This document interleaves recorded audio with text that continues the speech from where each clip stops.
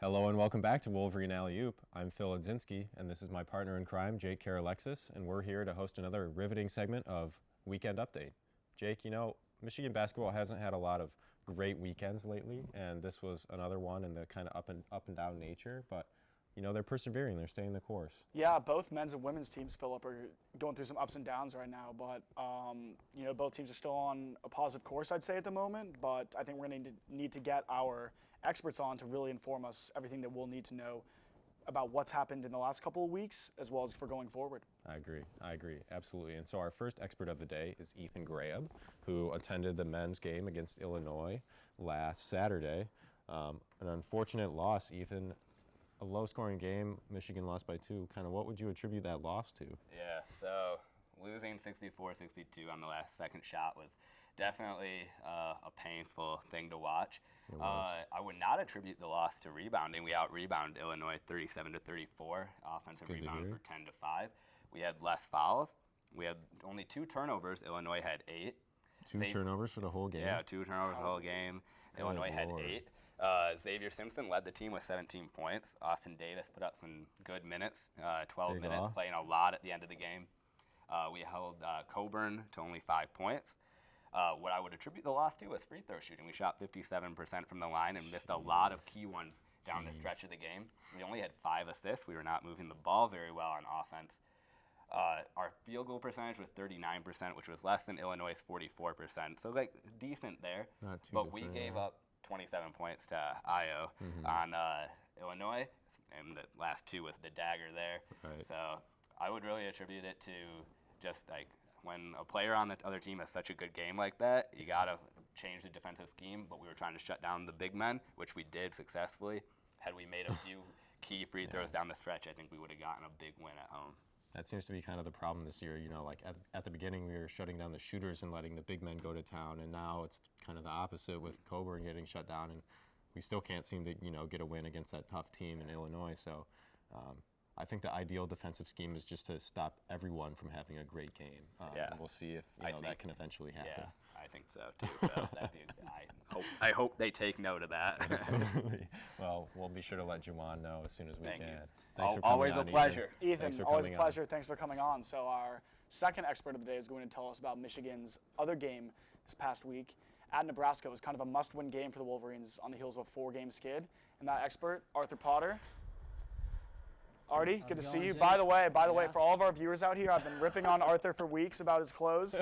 He showed me up and then some today. This is as nice as anyone I think has ever looked in the history of Alley-Oop. So kudos to you, sir. I decided to take your advice into consideration and put in a little effort. Dress to impress. And you deserve to be here more than almost anyone else. So let's get into your segment. Big win against Nebraska for the Wolverines. Big win and a much-needed win for Michigan as well. They took the trip to a sold-out Pinnacle Bank Arena in Lincoln, Nebraska.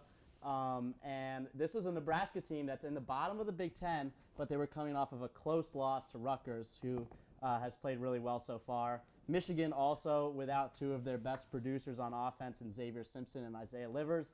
And the rest of the team really rallied together, and they came out with a hard-fought, solid victory against Nebraska, hopefully to give them some momentum heading into the rest of the season. Yeah, it was Michigan's first true road win of the season. Not the greatest opponent, as you said, but at the end of the day, a win is a win, and Michigan couldn't have asked for anything else there. Yep. So. And we had Franz Wagner had probably his best game of the season. He had 18 points. Michigan also out-rebounded Nebraska 41-27. So huge advantage on the boards.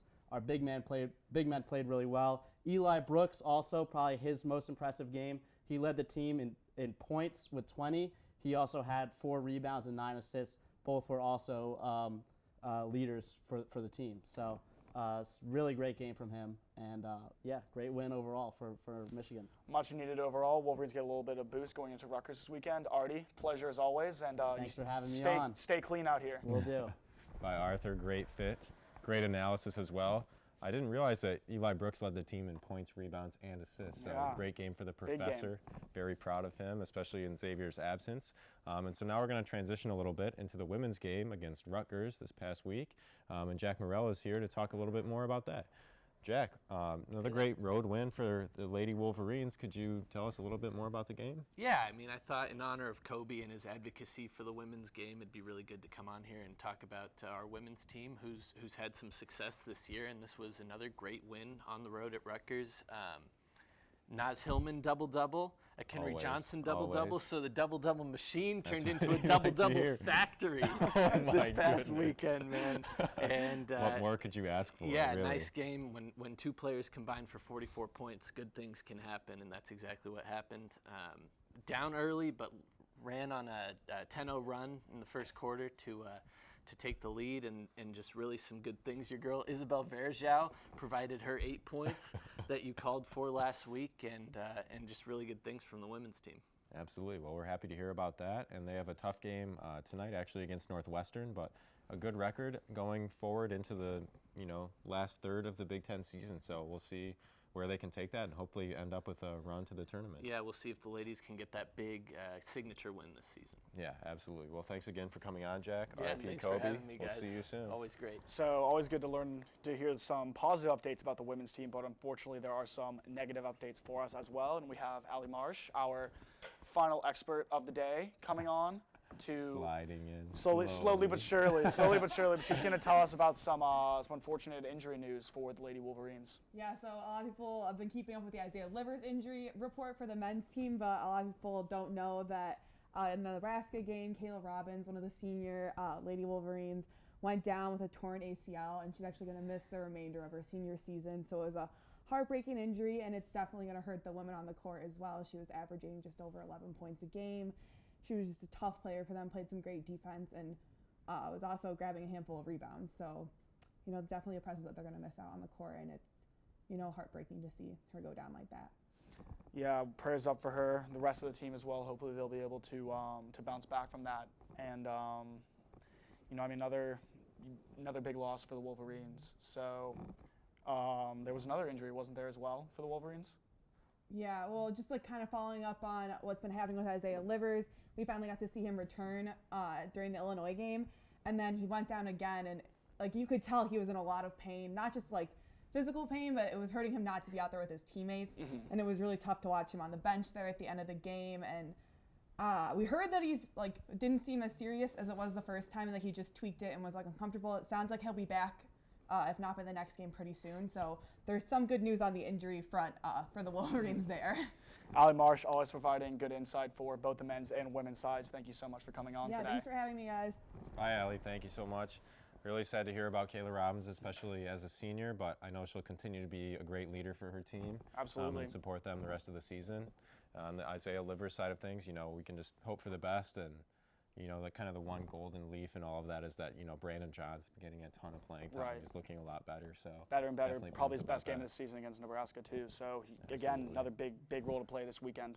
Absolutely. So we'll see how that goes. That's all we have for you guys today from the Weekend Update desk. Thank you so much for watching, and be sure to catch us next time.